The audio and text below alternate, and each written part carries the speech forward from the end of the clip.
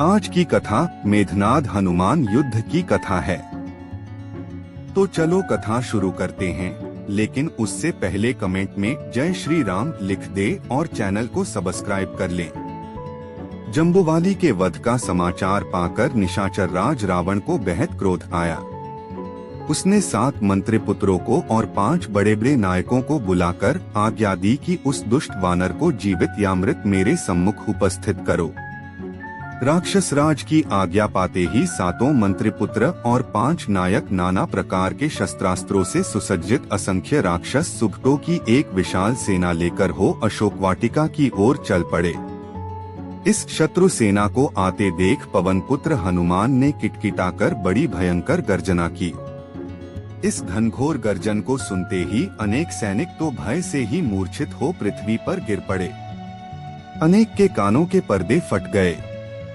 कुछ ने हनुमान का भयंकर रूप और मृत राक्षस वीरों से पटी भूमि को देखा तो उनका साहस छूट गया और वे मैदान से भाग खड़े हुए।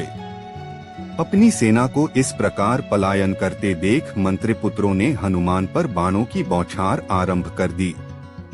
बाणों के आघात से बचने के लिए हनुमान आकाश में उड़ने और शत्रुओं को भ्रमित करने लगे। आकाश में उड़ते वानरवीर पर राक्षस सेना नायक ठीक से लक्ष्य नहीं साध पा रहे थे।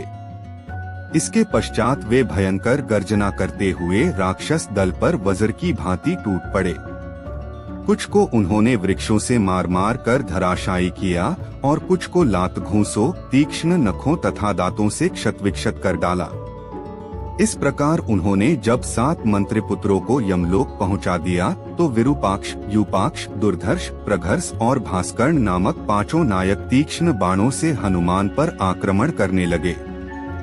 जब दुर्धर्ष ने एक साथ 5 विषैले बाण छोड़कर उनके मस्तक को घायल कर दिया तो वे भयंकर गर्जना करते हुए आकाश में उड़े। दुर्धर्ष भी उनका अनुसरण करता हुआ आकाश में उड़ा और वहीं से उन पर बाणों की वर्षा करने लगा। यह देखकर दांत किटकिटाते हुए पवन पुत्र दुर्धर्ष के ऊपर कूद पड़े। इस अप्रत्याशित आघात को न सह पाने के कारण वह तीव्र वेग से पृथ्वी पर गिरा। उसका सिर फट गया और वह मर गया। दुर्धर्ष को इस प्रकार मारकर हनुमान ने एक साखू का वृक्ष उखाड़कर ऐसी भयंकर मारकाट मचाई कि वे चारों नायक भी अपनी सेनाओं सहित धराशायी हो गए। कुछ राक्षस अपने प्राण बचाकर बेतहाशा दौड़ते हुए रावण के दरबार में पहुंच गए और वहां जाकर उसे सब योद्धाओं के मारे जाने का समाचार दिया। जब रावण ने एक अकेले वानर के द्वारा इतने पराक्रमी नायकों तथा विशाल सेना के विनाश का समाचार सुना तो उसे बड़ा आश्चर्य और क्रोध हुआ। उसने अपने वीर पुत्र अक्षय कुमार को एक विशाल सेना के साथ अशोक वाटिका में भेजा।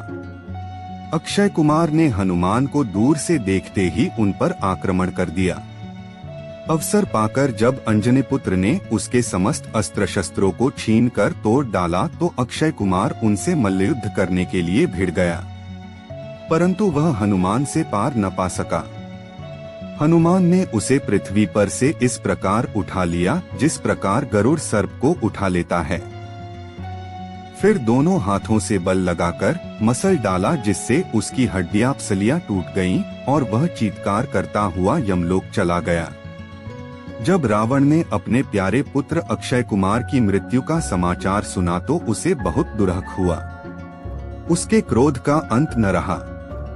उसने अत्यंत कुपित होकर अपने परमपराक्रमी पुत्र मेघनाद को बुलाकर कहा, हे मेघनाद, तुमने घोर तपस्या करके ब्रह्मा से जो अमोघ अस्त्र प्राप्त किए हैं उनके उपयोग का समय आ गया है। जाकर उस वानर को मृत्युदंड दो जिसने तुम्हारे वीर भाई और बहुत से राक्षस योद्धाओं का वध किया है। पिता की आज्ञा पाकर परम पराक्रमी मेघनाद भयंकर गर्जना करता हुआ हनुमान से युद्ध करने के लिए चला। जब तोरण द्वार पर बैठे हुए हनुमान ने रथ पर सवार होकर मेघनाद को अपनी ओर आते देखा तो उन्होंने भयंकर गर्जना से उसका स्वागत किया। इससे चिढ़कर मेघनाद ने स्वर्ण पंखयुक्त तथा वज्र के सदृश वेग वाले बाणों की उन पर वर्षा कर दी। इस बाणवर्षा से बचने के लिए हनुमान पुनः आकाश में उड़ गए और पैंतरे बदल कर उसके लक्ष्य को व्यर्थ करने लगे। जब मेघनाद के सारे अमोघ अस्त्र लक्ष्य भ्रष्ट होकर व्यर्थ जाने लगे तो वह भारी चिंता में पड़ गया। फिर कुछ सोचकर उसने विपक्षी को बांधने वाला ब्रह्मास्त्र छोड़ा और उससे हनुमान को बांध लिया। फिर उन्हें घसीटता हुआ रावण के दरबार में पहुंचा। अगर कहानी अच्छी लगी हो तो ऐसी और धार्मिक व रहस्यमयी कहानियां सुनने के लिए कमेंट करें और चैनल को सब्सक्राइब कर लें। आपके प्यार भरे कमेंट्स के लिए बेहद शुक्रिया। मिलते हैं अगली वीडियो में।